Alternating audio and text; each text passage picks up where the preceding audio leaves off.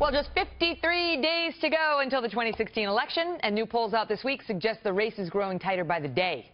Tonight, there is another state to add to the list of key territories where Donald Trump is gaining ground. In Michigan, Trump trails Clinton by just 3 points, 35% to Clinton's 38%.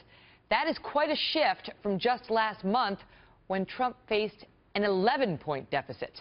That's on top of another poll out of Ohio, this one from Suffolk University, that has Trump up by 3 in that state. The third Ohio poll in 2 days with Trump in the lead. Joining me now, Stirewalt, our Fox News digital politics editor. Chris, good to see you. And now, here goes Michigan, a state that is expected to vote Democrat, that typically votes Democrat, and it's down to 3 now. I mean, something huge happened in the past 7 days. That's the bottom line. Just 1 week ago, she was in a great position. 7 days later, she's got to be crying in her soup. Well, we have not an unprecedented, I would say it would be an unprecedented collapse for Hillary Clinton's poll numbers, except for the fact that she's done it before.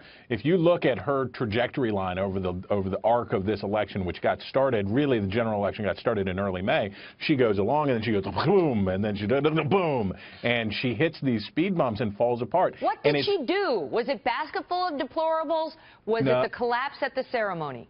So the deplorables part relates more to the strengthening. We see a slight strengthening in Trump's numbers. He's up in Michigan and Ohio, a couple few points here and there. But what you see that makes the race so much closer is that she's falling apart. And I would say that this has to do with the health problems and the lying about the health problems. And then before that, you had this concatenation of news about emails, but also about funny business with the Clinton Foundation. So she has had a drumbeat of negative stories and things that really reinforce the things that people like least about her and her husband and their family. And so now Trump has rebounded in Ohio, and how? He's right there in Florida as well.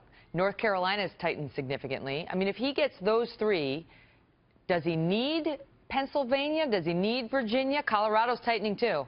If he can't have Virginia and Colorado, then he will need Pennsylvania or something else big, and that's where we would look at Nevada, Iowa, Minnesota. There are states. He's winning in Ohio by a lot, right? I mean, Iowa by a lot right now. Exactly. Iowa looks very good for him. This is the kind of state, a massive white population and a lot of older white voters without college degrees. This is the Trump demographic that works so well for him, and there are a lot of those voters in Michigan, and that's why the map could look different this year. But I would also point you to this, Counselor. When we look at these numbers, probably the most striking thing is how few people, relatively speaking, are voting for or expressing a preference for these candidates. 4 years ago at this point, when our Fox News poll was in the field, we found that about 10% of people either had no opinion or were voting for a minor party candidate. It's double that this time around. And now we're talking about 1 in 5 voters does not express support for either of the 2 major party candidates. That means there is still a lot of snap left in the line here, and it's going to be exciting. What makes you think, before I let you go, that they're going to vote at all?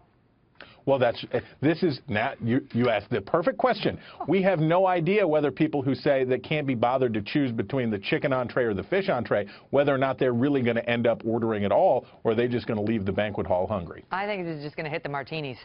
Chris, great to see you. You bet. That's what makes them happy.